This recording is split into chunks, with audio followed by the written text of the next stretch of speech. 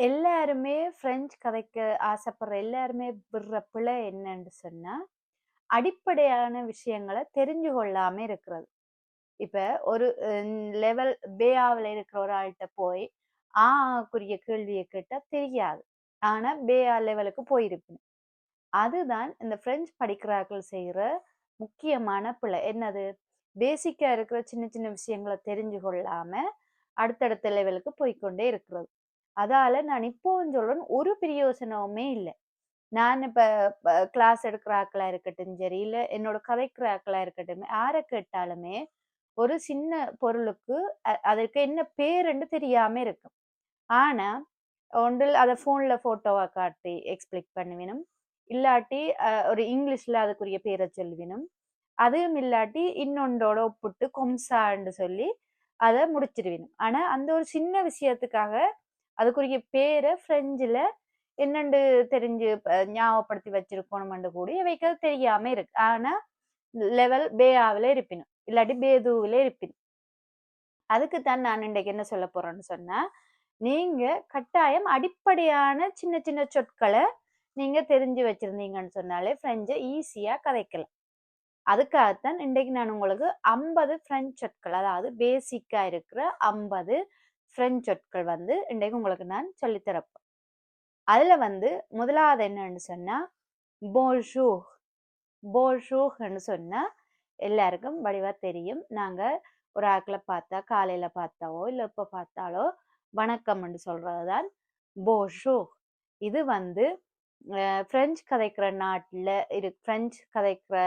இருக்கிற ஆட்களுக்கு கட்டாயம் தெரிஞ்சிருக்கணும். என்னன்னு சொன்னா, போன்ஜூர் சொல்லாட்டி பிரெஞ்சு ஆட்களுக்கு கூடுதலும் கோவம் வரும். அதால நாங்க கட்டாயம் அவைக்குரிய அந்த வணக்கத்த யார பார்த்தாலும் நாங்க சொல்லியே ஆகணும். அடுத்தது 2வது வந்து ஒவ்வார். ஒவ்வார் அது என்னன்னு சொல்றேன்னு சொன்னா, ஓ ரிவார் என்றா என்ன? மீண்டும் சந்திப்போம். அப்ப இது வந்து நாங்க ஒரு ஆட்கள்ட்ட கதைச்சு கொண்டிருந்துட்டு, போயிட்டு வாரோம். இப்ப போறோம்ன்னு சொல்றதுக்காகத்தான் சொல்றது இந்த ஒவ்வார். இப்ப நான் உங்கள ஒரு கேள்வி ஒன்று கேட்கப் போறேன். வொக்காபுலரி சம்பந்தமா தான். இதுல தெரியிற பொருளோட பேர நீங்க பிரெஞ்சுல எனக்கு கொமன்ல எழுதுங்க. ஆனா முக்கியமா என்ன செய்யணும்? ஆர்டிகிள் சேர்த்து எழுதணும். ஆவா, யூனான்னு சேர்த்து நீங்க எனக்கு கொமன்ல எழுதுங்க. அடுத்தது 3வது என்னன்னு சொன்னா, s'il vous plaît. s'il vous plaîtன்னு சொன்னா என்ன? தயவு செய்து, ப்ளீஸ். அதத்தான் நாங்க பிரெஞ்சுல சொல்றது. s'il vous plaît. அடுத்தது 4வது வந்து merci. merci என்றா என்ன? நன்றி. இப்போ ஒரு ஆக்கள் ஏதாவது ஒண்ணு உங்களுக்கு செய்யணும்னு சொன்னா உடனே மெர்சி சொல்லணும். இந்த பிரெஞ்சு கதைக்கிற நாட்டுல வந்து நீங்க வசிச்சீங்கன்னா உங்களுக்கு கட்டாயம் தெரிஞ்சிருக்கும். போஷூகன்னு சொல்லாம ஒரு நாள் விடியவும் மாட்டுது. மெர்சி சொல்லாம ஒரு நாள் முடியவும் மாட்டுது. இது ரெண்டுமே கட்டாயமா நாங்க எங்க போனாலுமே எங்கட காதுல கேட்கக்கூடிய சொற்களா ரெண்டுமே இருக்கு. அடுத்தது 5வது வந்து உய். பிரெஞ்சுல வந்து நாங்க ஓம் இல்லாட்டி ஆமன்னு சொல்றத பிரெஞ்சுல என்னன்னு சொல்றேன்னு சொன்னா உய். இதே இல்லைன்னு சொல்றதுக்கு என்னன்னு சொல்றேன்னு சொன்னா நோ.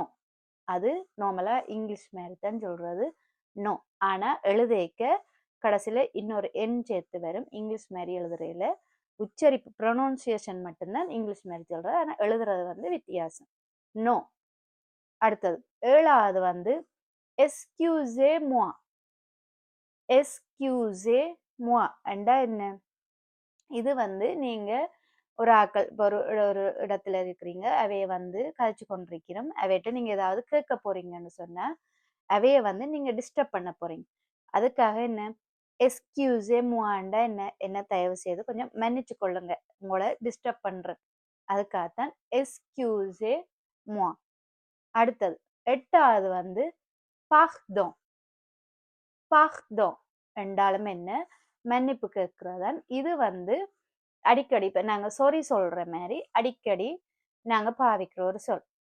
இப்ப ஒரு ஃப்ரெண்ட்ஸ் கிட்டயா இருக்கட்டும், இல்ல உங்களுக்கு தெரிஞ்ச ஆட்கள் யார்கிட்ட இருந்தானு பாக்தோன்னு சொல்லி நாங்க அடிக்கடி பேச்சு வழக்குல பாவிக்கிற பிரெஞ்சு சொல்லுல பாக்தோவும் உண்டு. அடுத்தது les pronoms sujets பார்க்க போறோம். இது தெரிஞ்சாதான் நீங்க கதைக்கிறதுக்கும் ஏற்ற மாதிரி pronoms sujet போடலாம். அதே மாதிரி எழுதுறதுக்கும் இந்த pronoms sujet போட்டு எழுதலாம். les pronoms sujet என்றா என்னன்னு சொன்னா எழுவாய். ஒரு வசனத்துல முன்னுக்கு ஒரு ஆட்களையோ இல்ல ஒரு பொருளையோ குறிக்கிற சொல்லத்தான் நாங்க les pronoms sujet என்று சொல்லுவோம். அதுல வந்து je என்று சொன்னா நான் என்று சொல்றதுக்கு என்னன்னு சொல்றது je. இதே நீ என்று சொல்றதுக்குன்னு சொன்னா tu நீ என்று சொல்றன்னு சொன்னா tu. இதே அவன் என்று சொல்ல போறோம்னு சொன்னா il அவள் என்று பெண்பாள்ல சொல்ல போறோம்னு சொன்னா elle.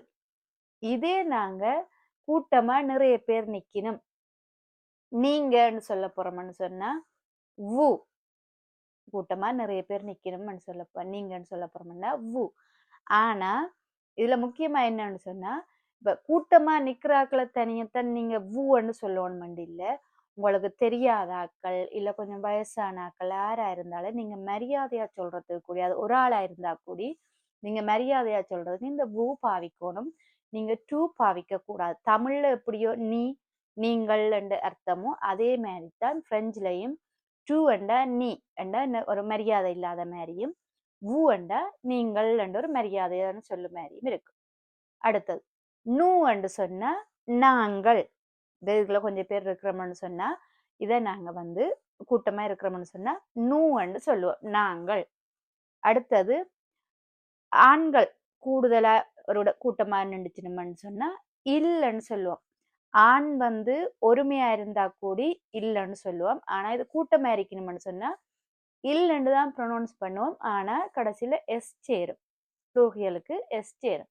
அதே மாதிரி பெண்கள் கூட்டமா நிறைய பேர் நிக்கணும்னு சொன்னா அதை எல்ன்னு தான் சொல்லுவோம். ஆனா எழுதைக்கு பின்னுக்கு ஒரு எஸ் சேரும். இதுல கவனமா இருக்கணும். இப்ப சிங்குலர்ல இப்ப ஒருமையில சொல்ல போறோம்னாலும் ஒரே ப்ரொனவுன்சியேஷன் தான். ப்ளூரியல்ல சொல்ல போறோம்னு சொன்னாலும் ஒரே ப்ரொனவுன்சியேஷன் தான். ஆனா எழுதைக்கு வந்து ப்ளூரியலுக்கு எஸ் சேரும். அடுத்தது சில கேள்வி சொற்களை பார்ப்போம். என்னென்ன இப்ப பிரெஞ்சுல கேள்வி கேட்கறதுக்கு என்னென்ன அடிப்படையா பாவிக்கிற சொற்கள்னு சொல்லி பார்ப்போம். கீ என்று சொன்னா ஏர் யார் என்ற அர்த்தம். கீ என்றா யார். அடுத்தது குவா என்று சொன்னா என்ன. குவான்னு சொன்னா என்ன. அடுத்தது ஊ என்றா எங்கே. கோன்னு சொன்னா எப்போது. கோங். அடுத்தது பூக்குவான்னு சொன்னா ஏன். ஏன்னு இப்ப நாங்க இப்ப ஒரு காரணத்தை கேட்கறதுக்காக ஏன்னு சொல்லுவோம். அதுக்கு வந்து பொக்குவான்னு கேட்போம். ஆனா பொக்குவான்னு கேள்வி வந்தா நீங்க எப்பவுமே விட சொல்லிக்க தொடங்கணும் பஸ்கு. இப்ப இங்கிலீஷ்ல வை என்று கேட்டா நாங்க பிகாஸ் என்று தொடங்குற மாதிரி இதுலயுமே பொக்குவான்னு கேட்டா நீங்க பஸ்கு என்று விட சொல்ல பழகணும். பொக்குவாண்டா ஏன் ஒரு காரணம். அதைத்தான் பொக்குவான்னு சொல்றோம். அடுத்தது கொமோ என்று சொன்னா எப்படி. கொமோ என்றா எப்படி. அடுத்தது வந்து உங்களோட குடும்பத்துல இருக்கிற சில சொற்கள். குடும்பத்துல இருக்கிற ஆட்களோட அத பிரெஞ்சுல என்னன்னு சொல்றோன்னு சொல்லி அதுக்குரிய சொல்லுகளை பார்ப்போம். லொம் என்று சொன்னா ஒரு ஆண், ஒரு வயது வந்த ஆணை சொல்றது லொம். இதே ஒரு பெண் என்று சொன்னா பெண்மணி என்று சொன்னா அவ சொல்ற ல ஃபம். இதே வந்து இப்ப நாங்க ஒரு ஒரு ஆணை இப்ப சேர்ன்னு சொல்ல போறோம்னு சொன்னா மிஸ் யூ. இப்ப ஒரு ஆளை பார்த்து இப்ப நாங்க மரியாதையா சொல்ல போறோம் கூப்பிட போறோம். அவருக்கு பேர் தெரியாது. அவரை போய் கூப்பிட போறோம்னு சொன்னா மிஸ் யூ தான் கூப்பிடுவோம். இதே பெண்ணா இருந்தா மேடம் சொல்லி கூப்பிடலாம். அடுத்தது வந்து லோங்ஃபோன் தான் என்ன குழந்தைகள். குழந்தை லோங்ஃபோன் சொன்னா குழந்தை. அதே மாதிரி அப்பாவை என்னன்னு சொல்ல போறோம்னு சொன்னா லு பேர். இதே அம்மான்னு சொன்னா la mère. இதே நீங்க அண்ணாவை சொல்ல போறீங்கன்னா உங்களோட அண்ணாவை என்னன்னு பிரெஞ்சுல சொல்றேன்னு சொன்னா le frère le frère. இதே வந்து இப்ப உங்களுக்கு பெண் சகோதரி அக்கா இல்ல தங்கச்சி இருக்கிறான்னு சொன்னா la sœur la sœur. அடுத்தது வந்து நாங்க இப்ப ஒரு நாள்ல அந்த என்னென்ன என்னென்ன மாதிரி அந்த நாளை சொல்றேன்னு சொல்லி பார்ப்போம். le jour என்றா நாள், இன்றைக்கு ஒரு நாள் இல்ல நாளைக்கு நாளைன்னு சொன்னா le jour என்று சொல்லுவோம். ஒரு நாளை சொல்றதுதான் le jour. இதே வந்து இரவை சொல்ல போறோம்னு சொன்னா la nuit. இரவை சொல்றேன்னு சொன்னா la nuit. அடுத்தது வந்து காலையில சொல்ல போறோம். காலை பொழுது என்னன்னு சொல்றோம்னு சொன்னா le matin le matin. அடுத்தது மதிய நேரம். மதிய நேரத்தை என்னன்னு சொல்றோம்னு சொன்னா l'après-midi l'après-midi. இதே வந்து நாங்க ஈவினிங் டைம் பின்னேற டைம் என்னன்னு சொல்லுவோம்னு சொன்னா le soir le soir. இதே இப்ப காலையில நாங்க ஒரு ஆக்களை கண்டா bonjour சொல்லுவோம். இல்ல இதே ஈவினிங் டைம் பின்னேரத்துல ஒரு ஆக்களை கண்டா நாங்க bonsoir ன்னு சொல்லுவோம். அதுக்கு தான் le soir ஈவினிங். அடுத்தது வந்து இன்றைக்கு. இன்றைக்குன்றது என்னன்னு சொல்றேன்டா பிரெஞ்சுல aujourd'hui. இன்றைக்குன்னு சொன்னா aujourd'hui. இதே நாளைக்குன்னு சொன்னா demain. நாளை என்று சொன்னா demain. இதே நேற்றுன்னு சொன்னா hier. நேற்று நடந்த ஒரு விஷயத்த சொல்ல போறோம்னு சொன்னா நேற்றுன்றதுக்கு hier. அடுத்தது இப்பன்னு சொல்ல போறோம்னு சொன்னா maintenant. இப்ப ஒரு செயலை செய்ய போறீங்க, இப்ப நான் கழிச்சு கொண்டிருக்கிறேன்னு இல்ல இப்ப நான் சாப்பிட்டு கொண்டிருக்கிறேன்னு சொல்றேன்னு சொன்னா இப்பன்றதுக்கு maintenant என்ற இப்பொழுது என்றதுக்குரிய அர்த்தம். அடுத்தது வந்து ஒவ்வொரு நாளும் சொல்றது toujours. இப்போ ஒவ்வொரு நாளும் நான் பள்ளிக்கூடம் போறேன், அதுல அந்த ஒவ்வொரு நாளும்ன்றதுக்கு வந்து என்ன toujours. ஒவ்வொரு நாளும் நான் படிக்கிறேன், ஒவ்வொரு நாளும் நான் படிப்பிக்கிறேன், ஒவ்வொரு நாளும் நான் இதை செய்யறேன். அந்த ஒவ்வொரு நாளும்ன்றதுக்கு toujours. அடுத்தது வந்து இங்க. இப்ப ஒரு விஷயத்த நாங்க சொல்லிக்க இப்ப இங்க நிக்கிறேன், இங்க இருக்குது, இங்க அப்படி சொல்லுவோம். அந்த இங்கன்றதுக்கு இஸ்ஸின்னு சொல்லுவோம். இங்க என்று சொல்றதுக்கு நாங்க இஸ்ஸின்னு சொல்லுவோம். அடுத்தது வந்து ஆபீஸ். ஆபீஸ் என்னன்னு சொல்றேன், ஒரு அலுவலகத்தை என்னன்னு சொல்றேன்னு சொன்னா le bureau le bureau என்றா என்ன ஒரு அலுவலகம் ஆபீஸ். அடுத்தது வந்து பாடசாலை என்னன்னு சொல்றேன் ஸ்கூல்ல l'école l'école. அடுத்தது வந்து வேலை என்னன்னு சொல்றேன்னு சொன்னா le travail le travail என்ற வேலை. அடுத்தது வந்து பல்கலைக்கழகம், அதை என்னன்னு சொல்றேன்னு சொன்னா l'université என்று சொல்றோம். அடுத்தது வந்து இப்ப உங்களுக்கு படிப்பிக்கிற ஒரு டீச்சரா இருக்கட்டும் இல்ல யூனிவர்சிட்டியில படிப்பிக்கிற ஆக்களா இருக்கட்டும், அவைய சொல்றது le professeur le professeur. அடுத்தது வந்து மாணவர்கள், பாடசாலையில படிக்கிற மாணவர்களை சொல்றது élève. மாணவர் ஒரு ஆளை சொல்றது élève. அடுத்தது வந்து காலை சாப்பாடு. இப்ப நாங்க காலையில சாப்பிடுற சாப்பாடு சொல்றது le petit déjeuner le petit déjeuner.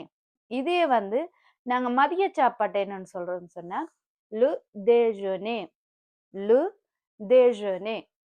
இந்த 50 சொற்களுமே நீங்க கட்டாயமா தெரிஞ்சிருக்கணும். இப்படி நான் உங்களுக்கு ஒவ்வொரு விஷயத்தை பற்றியுமே இருக்கிற சின்ன சின்ன சொற்களை வந்து நான் உங்களுக்கு ஒரு வீடியோல சொல்லி தருவேன்.